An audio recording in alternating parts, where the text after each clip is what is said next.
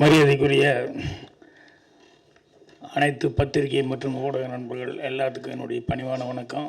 அதே மாதிரி முன்னால் உட்காந்துருக்கவங்க வாழ்த்து வந்திருக்க நண்பர்கள் எல்லாத்துக்கும் என்னுடைய பணிவான வணக்கம்.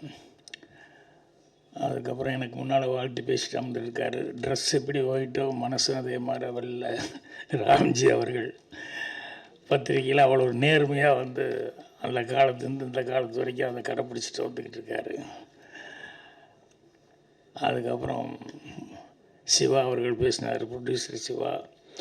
அவருக்கு எனக்கு எப்போவுமே சண்டை வரும். எங்கன்னா இந்த கதாசிரியர் சங்கத்தில் நான் தலைவராக்கிறேன், அவர் வந்து தயாரிப்பாளர் சங்கத்தில். அது ரெண்டு பேரும் அதில் உட்காந்துட்டோம்னா அவர் நிற்கிறதுலையே அவர் நிற்பார், நான் நிற்கிறதுலையே நான் நிற்பேன். இன்னும் எங்கள் பிரச்சனை அப்படியே நிற்கிது, இன்னொன்று முடிவுக்கே வரல. அடுத்தபடியாக என்னுடைய பிரியமான இயக்குனர், நான் ரஜினியை வச்சு படம் பண்ண முடியல, ஸ்ட்ரைட்டாக கொஞ்சம் தான் டைரக்ட் பண்ணேன். அவர் ரஜினி எல்லாத்தையும் வச்சு பண்ணிட்டார், விஜயகாந்த் எல்லாத்தையும் வச்சு. உதயகுமார் அவர்கள் எல்லாத்துக்கும் என்னுடைய பணிவான வணக்கம். எப்பவுமே இந்த லேர்னிங்க்கு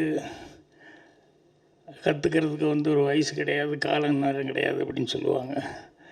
அது மாதிரி எப்பவும் எதுவும் கற்றுக்கிட்டே இருக்கணும்னு நினைப்பேன். இன்றைக்கி இங்கே வந்து உட்காந்தப்போ ஒரு புது விஷயத்தை கற்றுக்கிட்டேன். என்னென்னா, நான் எப்போவுமே டூரிங் டாக்ஸில் படம் பார்த்தீங்களா, டூரிங் டாக்ஸில்னு சின்ன வயசுலேருந்து டூரிங் டாக்ஸின்னா அந்த ஓலை கொட்டாய்ங்கிறதுனால டூரிங்னே கேள்விப்பட்டு இங்கே திடீர்னு ஸ்பெல்லிங் பார்த்தேன்.